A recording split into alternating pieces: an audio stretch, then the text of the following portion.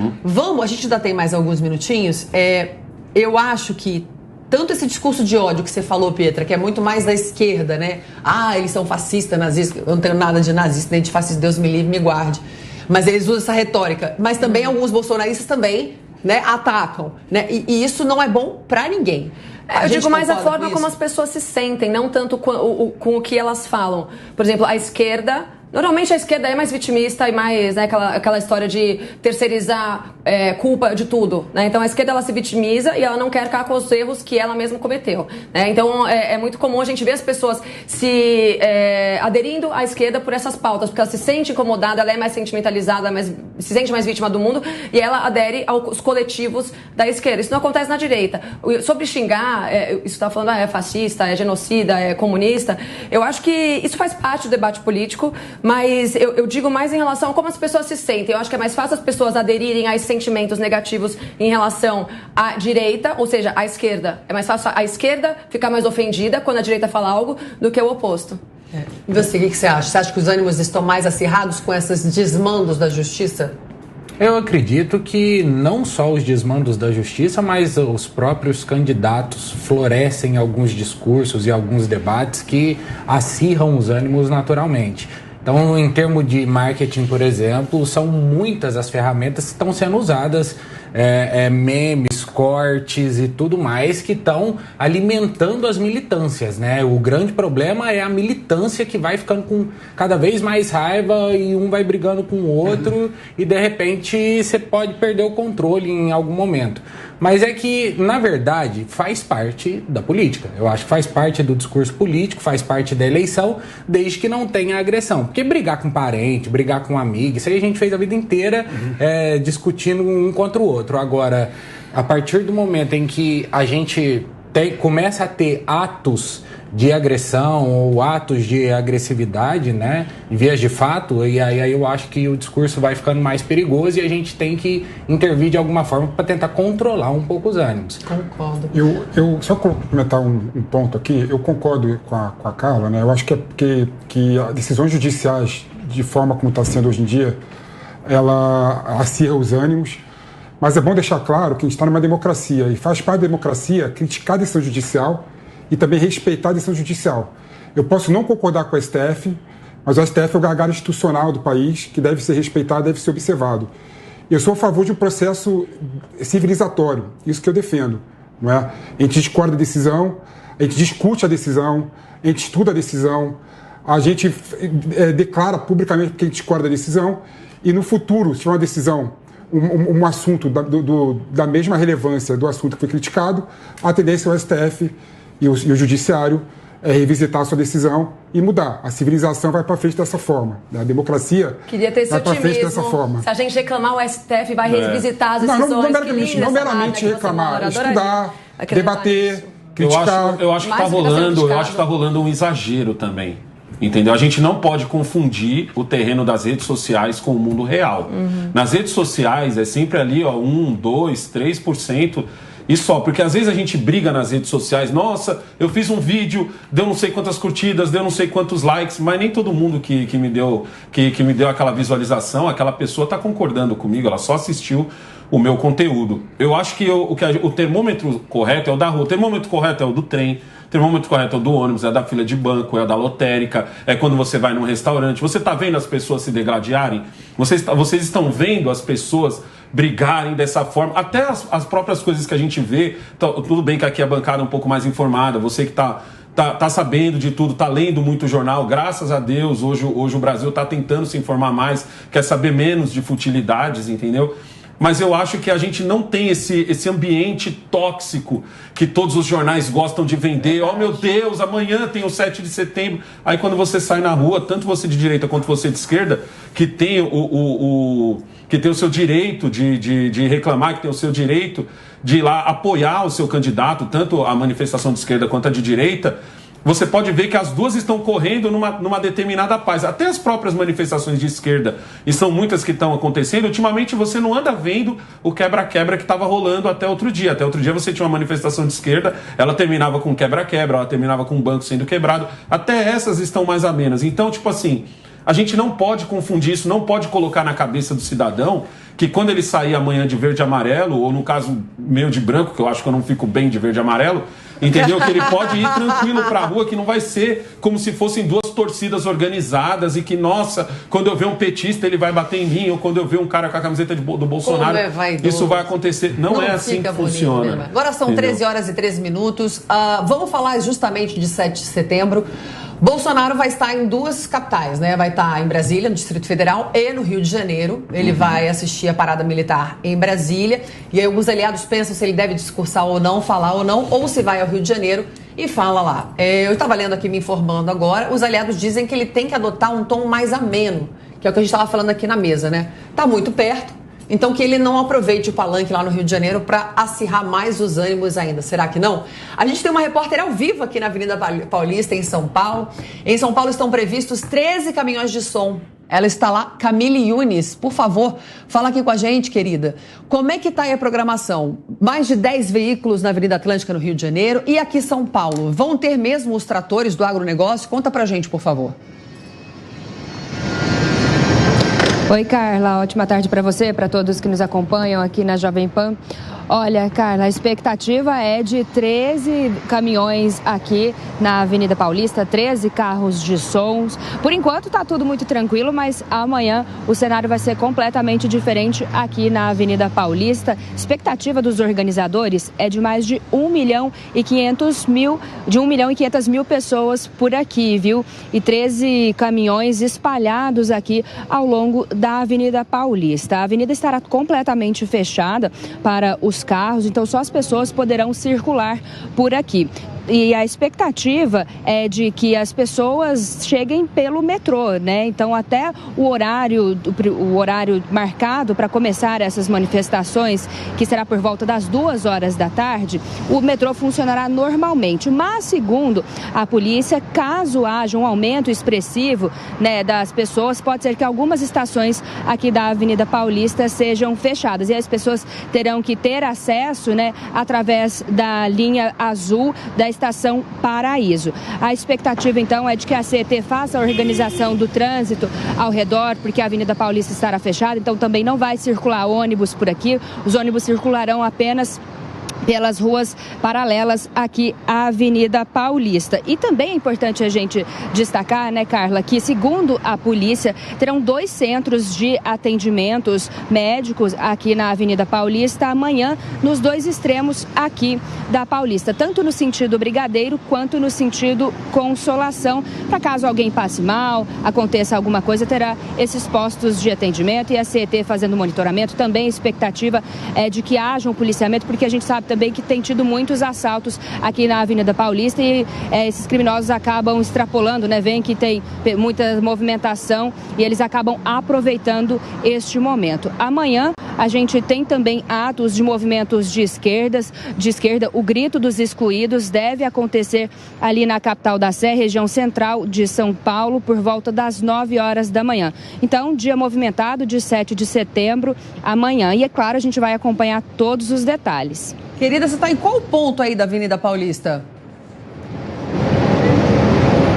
Olha, Carla, eu estou aqui bem próximo de onde fica a sede da Jovem Pan. A gente está próximo ao metrô Brigadeiro, viu? E por enquanto está tudo muito bem tranquilo. O cenário amanhã vai ser completamente diferente. A gente está próximo aqui do metrô Brigadeiro.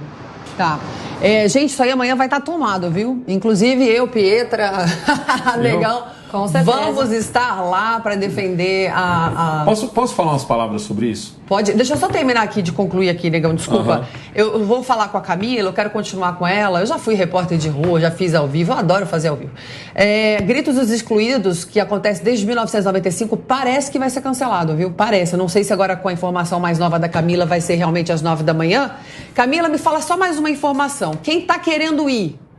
Se Deus quiser, não vai ter greve de metrô, porque ainda tem essa, viu, gente? O Sindicato dos Metroviários estava querendo fazer greve. Quando? No dia da manifestação. Não tem nada a ver com a esquerda-direita. Não tem nada a ver com Bolsonaro e Lula, nada. Se não tiver a greve do metrô, se Deus quiser, a gente espera, porque isso é democrático. O pessoal vai de metrô, como você falou, é melhor evitar a região da Paulista, gente. Não sai de casa amanhã. Ou vai para passeata ou não sai, porque não vai conseguir andar. Vai estar difícil. Realmente todo mundo querendo participar. Eu queria saber que horas vai começar aí a concentração na Paulista. Você sabe, Camila? Porque os discursos começam a ser mais fortes à tarde, né? Exatamente, Carla. Começa por volta das 2 horas da tarde, mas a gente sabe que lá pelas 10 a gente já vê uma movimentação mais intensa aqui pela Paulista. Meio-dia já começa a ficar cheio e às 2 horas ali já mais cheio ainda aqui na Avenida Paulista. Quem quiser chegar, o ideal é vir de metrô, porque a gente tem 2 estações de metrô que chegam aqui na Avenida Paulista. Na verdade, 3, né? A gente tem a Estação da Consolação ali, a gente tem também a Trianon MASP e a Brigadeiro. Mas, como eu falei, pode ser que se alguma dessas estações, como por exemplo a Trianon, ela acabe sendo desligada se tiver uma movimentação muito intensa para que a polícia consiga controlar melhor, fazer toda uma organização. E aí as pessoas terão que acessar através da linha azul da Estação Paraíso, que não é muito longe, é uma caminhadinha, mas que dá para chegar assim tranquilamente. Agora, os ônibus, eles estarão circulando, né? Os ônibus que normalmente circulam aqui na Avenida Paulista, eles circularão aqui nas ruas paralelas. Então também dá para chegar de ônibus, é só conferir se o ônibus ele vai passar aqui certinho. Camila. A gente sabe que aos domingos acaba demorando um pouco mais, mas aí é só se organizar direitinho que dá para chegar sim, viu, Carla? Querida, muito obrigada. Amanhã tem programação especial da Jovem Pan, né? Ao vivo aí da Paulista, de meio-dia às 5, direto na sua tela. Não perca, se informe aqui. Eu preciso voltar para a mesa dos meus queridos, amados. Alguns eu tenho vontade de socar às vezes, mas a gente se ama. E aí, amanhã, passeata, considerações? Eu queria convidar todos vocês que estão nos assistindo agora para que vocês vão para Paulista. Mas não vão para Paulista com o pensamento de nossa, eu estou indo... Amor. São vários os pensamentos. Tem o pensamento de você brigar por mais liberdade? Tem. Tem o pensamento de você de você querer uma coisa melhor para o seu Brasil, para você comemorar o próprio 7 de setembro? Tem, mas eu não vou mentir. Muita gente que está indo lá, está indo em apoio ao Bolsonaro. Eu sou um deles, certo? Sabe por quê que eu sou um deles? Eu sou um deles porque eu vi esse país fechar, eu vi gente ter que trabalhar como se estivesse vendendo droga e gente que vende droga trabalhar como se estivesse vendendo coisa normal. Eu vi, ninguém me contou essa história. Eu vi gente ser presa porque estava na praia. Eu vi o surfista ser buscado dentro do mar. Eu vi a pessoa não poder, perder o direito de ir e vir. Quando que a gente pensou que a gente ia perder o direito de ir e vir? Eu vi governadores que mandaram fechar supermercado. Eu vi pessoas eu vi empresas falirem. Dá um rolê no Paris, aqui em São Paulo, dá um rolê na Moca, dá um rolê no Cambuci, dá um rolê na Liberdade, dá um rolê na Vila Prudente, dá um rolê pela região central aqui, porque por incrível que pareça, dessa vez a periferia não foi a mais afetada, porque na periferia a gente desenrolou, na periferia a gente conseguiu fazer o nosso cabrito para conseguir colocar o pão dentro de casa e graças a Deus a situação não foi pior. E só teve um homem, e você que é de direita, deputado, senador, ai, negão, eu também... Não, você não fez nada. Você ficou quieto, entendeu? O único homem que brigou, o único homem que apanhou, o único homem que ouviu um monte, chama-se Jair Messias Bolsonaro. Amanhã, ele precisa, da mesma forma que o PT precisou da foto do Sérgio Moro, entendeu? Do Sérgio Moro sendo lá acuado lá no processo dele, da mesma forma amanhã a gente precisa mostrar, entendeu, que essa pesquisa ridícula que fazem você consumir 1 hora do seu tempo todo dia, seja no Morning Show, seja no Pânico, seja aqui no Linha de Frente, seja no meu programa, entendeu? Essa pesquisa tá errada. Essa pesquisa tá errada. O próprio Grito dos Excluídos, se fizer a manifestação deles, ali você já vai ver que tá errada. Todos os comícios do Lula vão te mostrar que essas pesquisas estão erradas. Eles cancelaram. Tudo. Eles querem passar para sábado. Não, tomara que eles façam, porque é um direito deles fazer. É um direito deles fazer. Entendeu? Isso é que é legal. O único homem que está brigando pela liberdade chama-se Jair Bolsonaro. Não tem outro. Esquece os deputados que mesmo que são da base dele também não estão fazendo merda nenhuma. Esquece eles, esquece senador. O único homem que está brigando por isso se chama Bolsonaro. certo? Então amanhã a gente precisa não só ir para lutar pela nossa liberdade, para que esse monte de gente mostre o quanto, porque você tá lá, não é só pelo fato de que você tá lá para ajudar o Bolsonaro, mas essa foto precisa ser mostrada pelo tanto de gente que está indignada com o que está acontecendo. Até o Felipe, que é mais à esquerda, entende o quanto tá errado tudo que está acontecendo aqui. Agora, Pietrinho, vamos lá. Nossa senhora, negão pra... Não, mas o certo. Negão pra deputado. Não, tô fora. Negão pra governador. Assino embaixo em absolutamente tudo que o Negão falou. Ainda acrescento aí que Jair Bolsonaro foi o único que defendeu a abertura das escolas, né? Enquanto depois que o comércio abriu, várias mães não tinham onde deixar os filhos para poder voltar a trabalhar, Exato. mães e pais, porque não tinha mais creche, não tinha escola, né? Contrariando todos os governadores, todos os políticos ditadores da terceira via. Diga-se de passagem, não foi só a esquerda que defendeu o fechamento de tudo, não.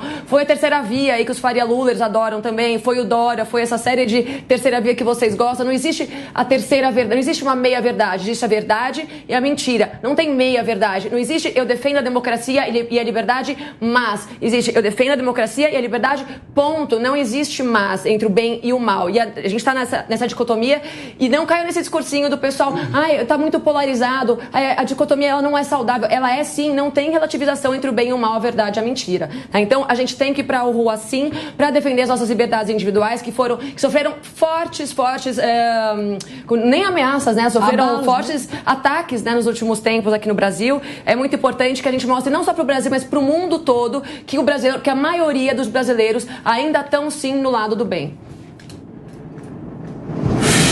Bom, dentro de tudo isso, eu recomendo que você fique em casa.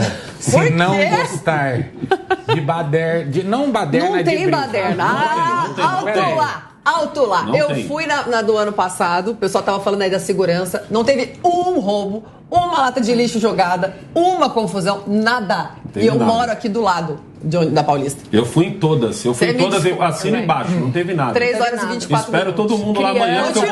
Vai se enrolar, mas continua. Não, assim, eu vejo o seguinte, eu acho que esse ato, a gente querendo, não adianta a gente querer dar de politicamente correto, porque é um ato político, naturalmente. Antes de Bolsonaro, só existia desfile cívico, bonitinho, todo mundo ficava na calçada assistindo e era tudo ok.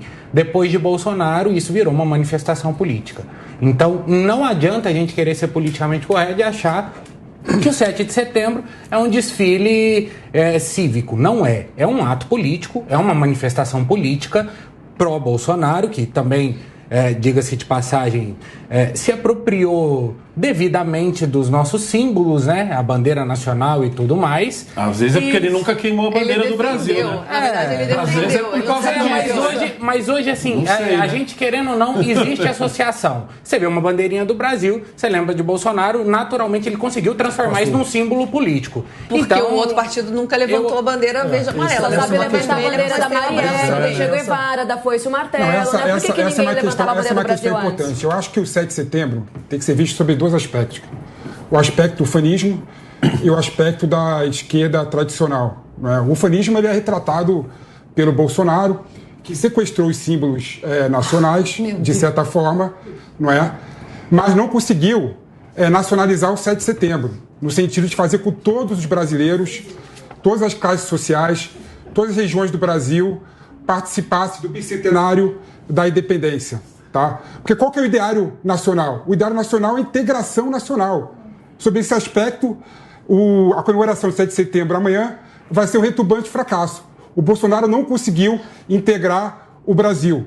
Tá? Mas, por outro lado, tá, tem a esquerda tradicional que faz cara de nojo, né, e poucas caras para os símbolos nacionais.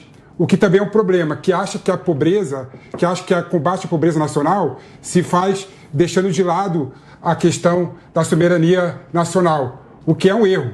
Eu, sinceramente, eu acho, e eu sonho com um dia que no 7 de setembro todo mundo vai poder sair nas ruas de mão dadas para comemorar uma data tão importante para o Brasil.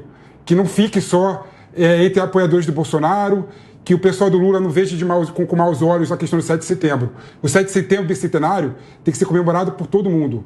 Então só é isso que eu acho. Só que ele estava aí há muito tempo e ninguém ia pra rua comemorar o 7 de setembro. Você me desculpa, faz anos. Eu nunca fui, tenho 44 anos. Quando eu era da escola pública, erro da esquerda, ali no fim, ali do regime militar, que a gente ainda tinha educação moral e cívica, educação nas escolas, que acabou.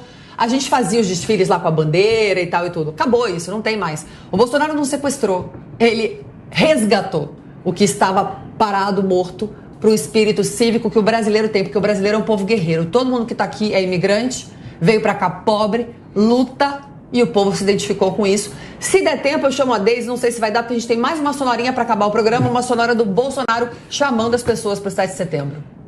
7 de setembro. Vocês lembram como era no passado? Apenas desfiles militares. A participação do povo nunca foi maciça. Por que começou a crescer? Tá? Começou a crescer que o povo começou a se inteirar, saber de política, conhecer política. 7 de setembro do ano passado, um movimento monstro pelo Brasil, em especial em São Paulo. Nenhuma lixeira foi virada. Não houve um papel queimado na rua. Não tomei conhecimento de nenhum ato de violência em boletins registrados, possivelmente registrados em delegacias. E amanhã, todos no 7 de setembro, em Brasília e lá no Rio de Janeiro. Os estados terão suas manifestações também. Compareçam de forma ordeira, pacífica, como sempre, com as cores da nossa bandeira verde e amarela. Concordo. Que o outro dia o Lula, ensandecido lá numa das palavras que ele fala, pra acabar com essa porcaria de verde e amarelo. Quando ele sai do prumo ali, quando ele bebe muita água, ele